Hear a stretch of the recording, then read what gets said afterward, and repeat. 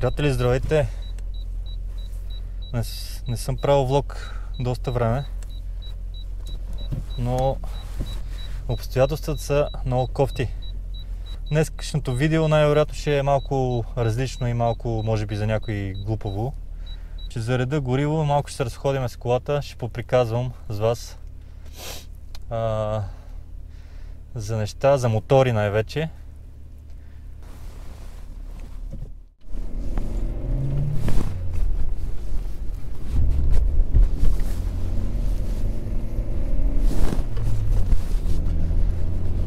Горивото е на минимум, не съм зареждал от един месец сигурно. Ама и малко съм карал, така че доста влогъри следя. Гледам, все още карат моторите. Много ми е приятно, много ми е готино от факта. И на мен много ми се кара, но чакам моя момент.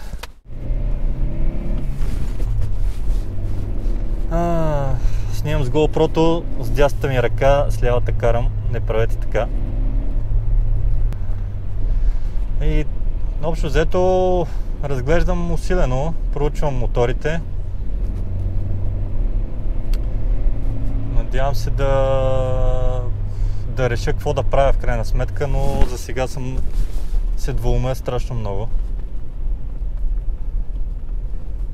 И съм малко объркан, често казано, тъй като мотори бол, всякакви на старо, нови, различни кубици, различни размери. Трябва да почна просто да обикалям и да сядам на този, на онзи, за да мога да преценя.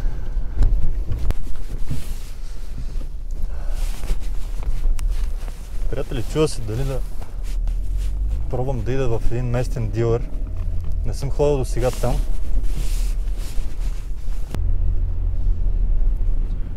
До какви изводи стигам и кое е за мен, кое не е за мен.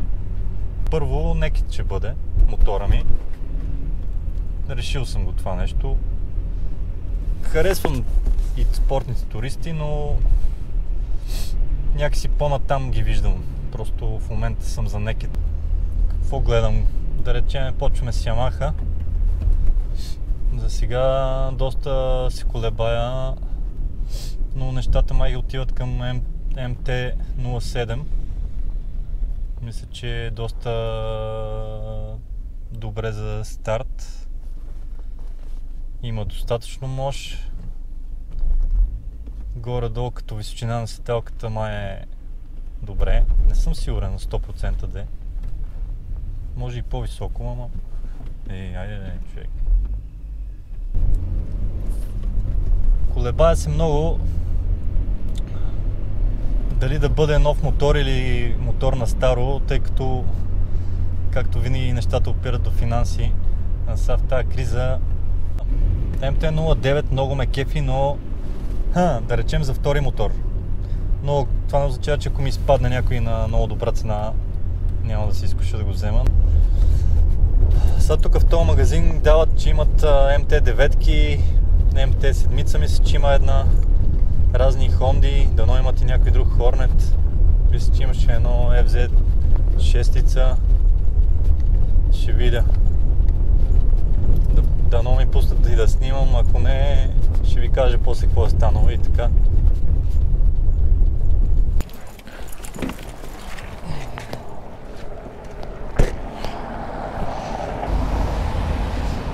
Априля.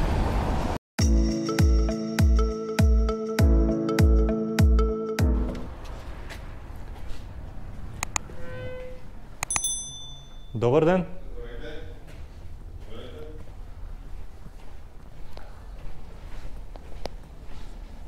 Здравейте!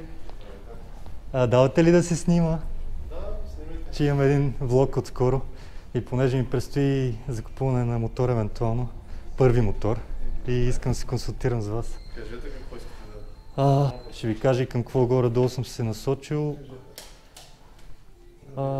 По принцип Naked гледам, гол мотор. Naked са най-добри за начало.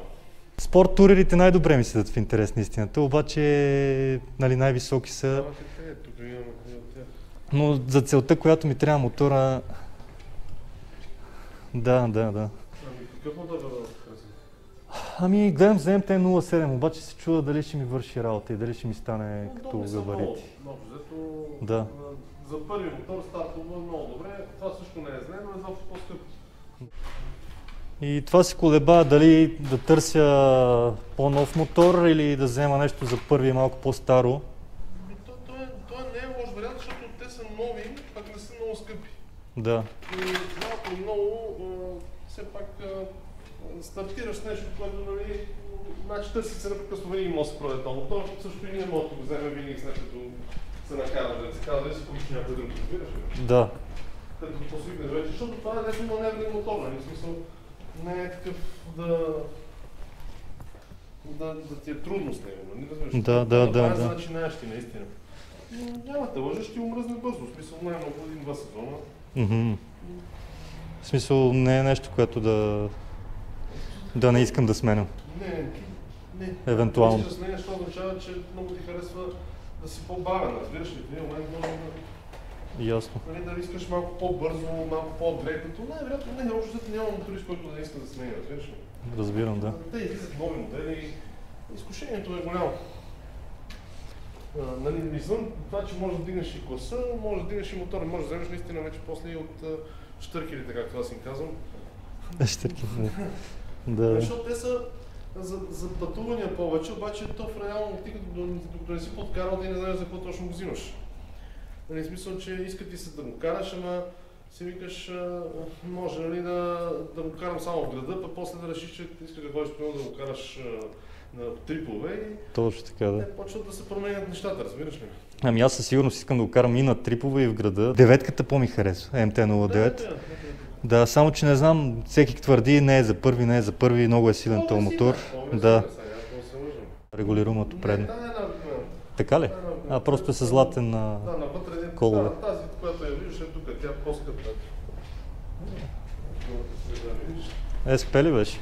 СП, да. Тя е най-високия клас.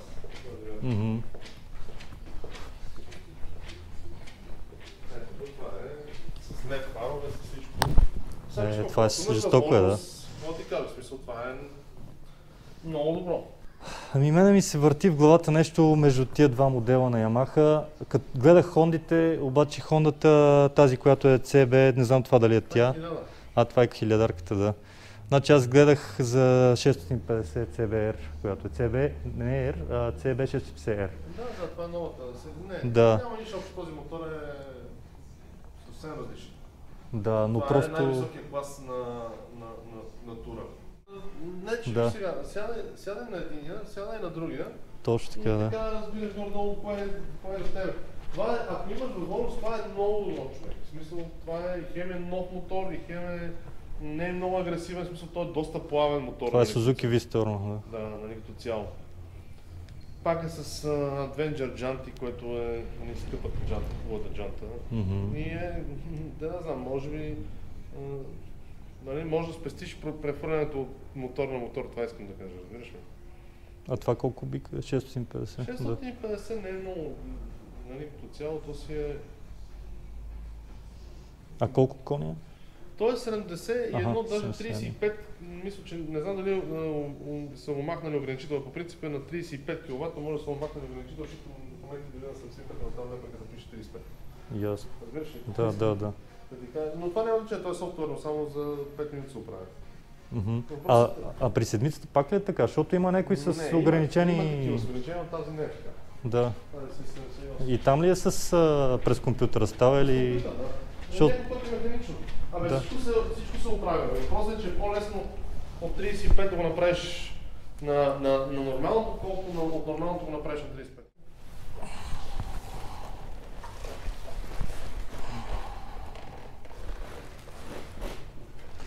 Тук казват, че било много предното качване било много мекичко. Това верно ли? Натисни крачката. Да. А това кой модел? От коя година? 14. И 14. Това е първата генерация. Да. Това въпрос е... Те са на първата генерация, от само разглед пластмаси. Дали моето коляно и моя крак ще застанат. Ти казах сядай на Нали, то идеята е да мога да го гушна с краката. Ще можеш, те са направени за... Значи от 150 до 2 метра може да се карат мотори. Нито един от тия мотори няма да е много удобен, за да го кара. Да. Това ти го казвам. В смисъл, за да го кара, трябва другите мотори, с които показват. Ето аз съм... Да кажем, че нито ти е много висок, нито си нещо, нали? 390 дюк. Ти тук но погоди. Само че да, и седнах на него в... Значи виж сега, от 600 нагоре гледай каквото да било. Ще обяснявам защо. Защото тези кубици малките, значи трябва, няма и месец, за да... Месец и половина това, за да ти стана голем да... Това много бързо свършва. Това 390 кубика, като тръгнеш да го караш, за нула време просто мотора спира да върви, буквално казвам. Те самите предавки са кратички. Да, и той самия няма ресурси, почва да ти става много малък, много бързо ти умалява, разбираш ли? Да, да. Не, че кубиците са, те конете са повече важни, не кубиците толкова, защото той може да е 1000 кубика и да няма 50 коня. Той беше май 40 някакви коне. 40 да, някакви казвам, коне. че не кубиците конете са важни, просто нямат коне. Не са за този вид каране. Те са съвсем за дами, за съвсем начинаещо, но буквално казвам, това е не стартово главно, 600-700, даже този е 700, но е по-слаб, отколкото много 600, разбираш ли? Защото този примерно двете 600, имаме 100 кони. Да. 78. Другото, което гледах са Honda Hornet от 2007 нагоре, да речем. То е същото това, което ти го казвам. Те горе-долу като ергономичност ще е същото горе-долу, нали така? Доста по-агресивно това. По-агресивен? Доста по-агресивен. Даже може да кажа, че и от МТ-то може да е по-агресивен. От 9-ката интернет. Добре. На Кантарс. Не са лоши цена, няма лош мотор. Аз гледам, че на цена държат доста висока цена. Въпреки, че са стари, нали, като години. Те няма да мръднат от цена. Те има определени брой, които свършват. В смисъл, и този няма да мръдне много от цена. Казвам ти директно, нали, на 3000 лева няма да го вземеш. Просто поради проблема, че докато стигне до 3000 лева, той вече няма да го има като мотор, разбираш ли? Те са определени, нали, правят определени бройки. Примерно сега в момента хорните не се произвеждат вече. И те държат, даже тази последната година станаха с 1000 лева по-скъпи. Бяха стигнали до нивото да пачнат около 5, сега вече са около 6. Защото все по-малко ги има. Значи сега ние примерно нямаме нито един в този магазин, имаме един единствен, който е дошъл от 4 магазина. Трудно ги намираме, т.е. те ги няма, разбираш, че ние не искаме да ги взимаме. И все по-трудно ще ги намираме, защото просто хората, те имат свойство да катастрофират повече, между другото, и по-бързо и приключват, нали? И те намаляват. Нали? На какво се дължи това? На по-агресивни, че просто бързичко набират и после като ти спирачките и само катастрофират. В смисъл, наистина са... Общо взето да не паднал Хорнет почти няма, ама и да има. Ясно. Са малко, не ти казвам и... Добре, вие какво не съветвате, примерно за първия мотор? Не Хорнет, а по-скоро това нещо. Колкото пари... Не, това е по-новото, по-добрата идея, нали, като цяло. Това излезе след Хорнет. Кое е по-сигурно, да речем? Като управление. Това сигурно са по-сигурно. Това е по-лесно за управление. По-лесно за управление, това е ясно. Да. Хорнета не е лош въобще, ама те всичките стават. Нали, в смисъл всичките са добри. От тук въпросът е повече екземпляра да го избереш и цената колкото се плаща, защото това е също много пъти водещо. Сега, ако имаш голям бюджет, мога да покажа и дето се казва и по-нови мотори. Колкото по-нов мотор вземеш, толкова по-добре ще се чувстваш на него, защото реално е колкото е по-нов, толкова по-малко е каран. Нали? Не е направено да го караш повече от 150 км, да спираш и пиеш кафе. Не е направено да караш по 1000 км, това не е такъв мотор. Но е добър мотор да го взема, примерно да карам една година, да се пошлайфвам. Това е перфектен. Да си става и за каране съвсем за града, някакви дребни трипове такива, нали, да не се отпускаш много скорост, но за начало е окей. Те всичките го ползват за начало. Реално карам, почти никой не е дошъл да кара някакъв друг мотор и каже, сега искам си вземем МТ-07. А пък иначе доставя удоволствие. Знам, че са пъргави, че има звук. Много са хубави. Звукът е добре, но може да стане по-добре, ако му сложиш някаква генерация. Да. Но това даже има и грипхи. Това има и даже и подгрев на това, да. Този има много добра цена по принцип, така че... Може ли да видя все пак и деветка някоя? А само да попитам, че ми е интересно. По принцип в тази категория на Suzuki има един SV650 Той също мотор. е стар модел, Да. V-образен е. По-трудничко се кара. SV е супер ефтин мотор. Трябва да дойде от някъде, общо обаче да става за каране, в смисъл да може да има ресурси още този мотор, защото той е стар мотор, той не е нов. В смисъл нов, той от 2003 до, не 2003, даже той от 99 до 2016-17 се произвежда. Той в момента има... В момента има новата серия. Нов вариант, да. Новата версия, когато дойде, тя новата версия... А вие откъде ги внасяте по принцип? Различно. Италия, Англия. Повече Швейцария за време. Откъдето успява да ги вземем.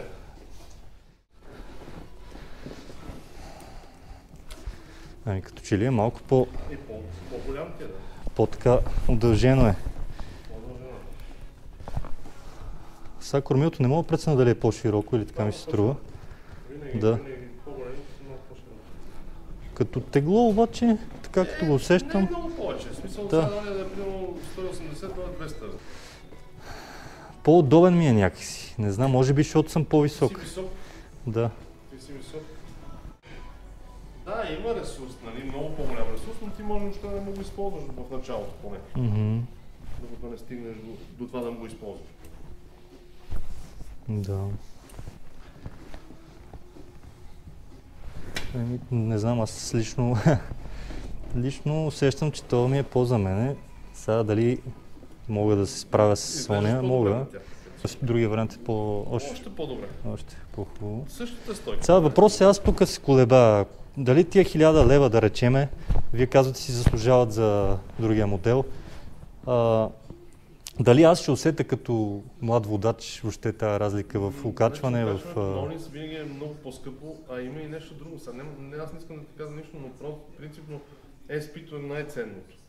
И много по-скъпо. То винаги ще се продаде. Той между другото и очаквано би трябвало да се продаде преди това, но това няма никакво значение сега, нали? Това е въпрос Да. По принцип SP-то е спешъл модела, нали? Най-доброто от гамата. А този е на една година, доколкото видях, нали? Да, този е нов. Този е 2017, той е 2019. А откъде е той? Пак италиански. Италиански. А защо са го заменили? Толкова срано. Не, значи те успяват да ги изваждат по един или друг начин, ги вадат и... Сега ние имаме ето и това 2019 до тебе, дето го виждаш. Смисъл, идват. Да? Има възможности. Дилъри са, някои връщат, други, има всякакви просто... Това са старите модели. Да. XJ6. FZ. Това са вече четворка, 4 цилиндров. Ето и този старички FZ. Това е преди първия FZ, много хубав също. Той между другото си е 100 коня, ако не се лъжа. Да, те старата генерация нарочно ги намалиха сега, не казвам, след 2014. Това е като Хорнет един вид. Същото, само че конкуренцията на Хорнет. Може да си вземеш девятка и вземи си девятка.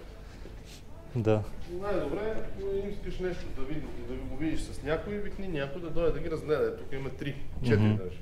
Ами нямам за съжаление такъв човек за сега. Тук има само няколко мотора, които примерно няма ти дам гаранция за тях и това примерно е този и то на тебе ще ти дам примерно. На оня ден едно момче дойде тук ви кажеш хора на писта, викам за писта гаранция няма смисъл. Ти сега не сеш, ще ми го пържиш на максимални обороти, колко ще държи този двигател.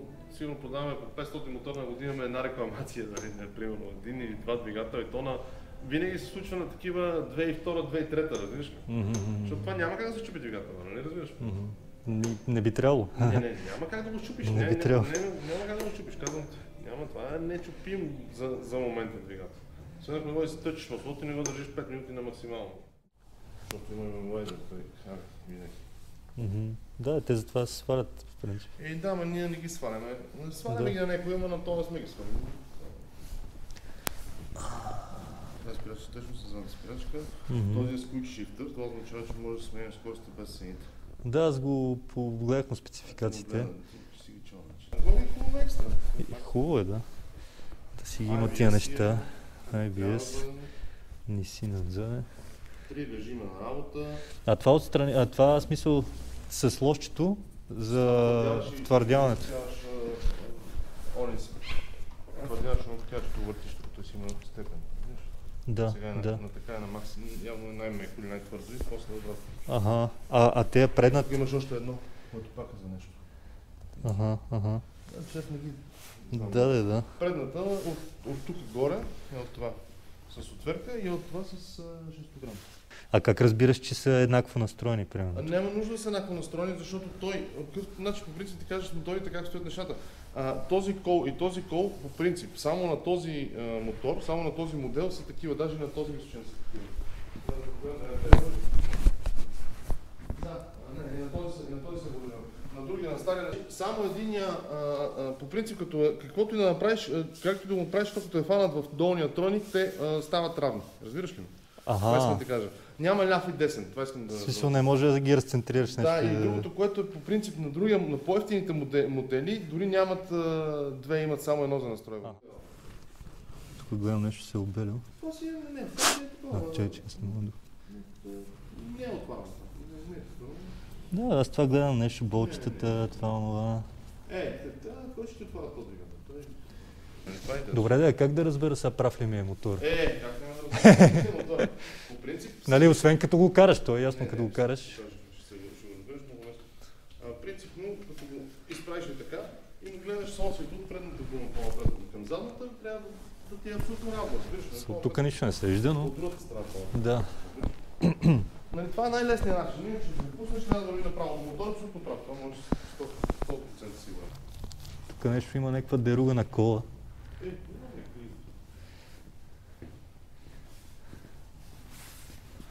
Имало е нещо.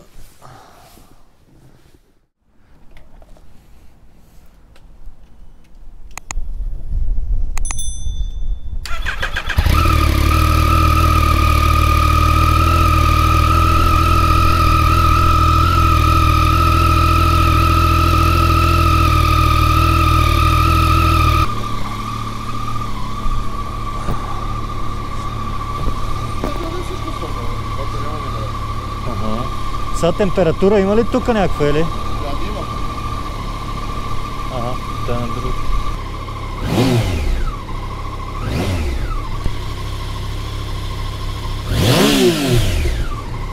Майко. Цялостната тенденция на мотора е много отдавна работеща, не от днеска, нали, за да. Двигателите са много здрави и не се чупат въобще тия двигатели. Значи почти няма как да щупиш двигател. Освен, ако не го източиш без масло да го оставиш 15 минути на високи обороти. Иначе няма да се чупи. Няма нищо консумативи, даже да ти кажа, по-най маха при накладките на Фероло са много по-хубави, примерно златните, разбираш ли? Нали, ако решиш да си слагаш такива... Но той самия мотор е такъв, че той си шир потреба, разбираш ли? Ако е някой пистов мотор, нали, дето търсиш някакви стотни от секундата бързина или спиране и така нататък, тогава почваш да апгрейдваш. Но това самото, макар че той пак е с радиални спирачни апарати, които спират много добре, това са на R6. Мисля, тези спирачни апарати въобще не са нови, примерно. Това е от 20 години ги слагат, разбираш ли? Но са много добри. Това е хубаво, защото се доказали. Да. Това са спирачни апарати на R6. Между другото, пистовете. Общо взето, коловете са... те не са техни, те не са на Yamaha, те тия колове са си на Олинс. Олинс е най-голямата фирма за производството на окачване. Най-скъпата и най-хубавата. Общо взето, те просто са купили някакъв Олинс и го слагат на този модел, нали? Към него. А те тия колове, примерно след време, какво трябва да ги правиш? Нещо да ги обслужваш? Само масло да сменяш. На самите колове? Да, то на 50-60 хиляди километра горе-долу, нали, като... Да. Тогава най-вероятно няма да е твой вече, ще си го продал, защото нали, той ще ти омръзна. 60 хиляди километра за мотор си е доста. Много са това, сещаш, че... Да. Защото той имаш два варианта, или даваш малко повече пари, купуваш нещо такова и караш, нали? Или взимаш от уния, ето къде сега ще ги изкарам и почваш да ги правиш, нали? Защото са ги карали преди тебе, разбираш ли? Факт. Така винаги. Много ви благодаря и всичко добро за сега. Както и аз си мислех, по-голямото и по-мощното го усещам по-за мене. Дайте ми съвет в коментарите. Какво мислите? Как ще ми се отрази една MT-09 за първи мотор?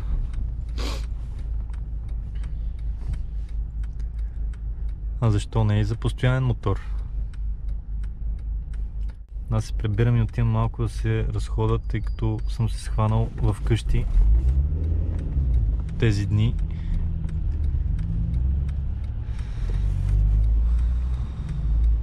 И се надявам да направя скоро и някое друго видео. Дали с колелото, дали с мотор. Това нещо ще го видим. Чао и бъдете здрави!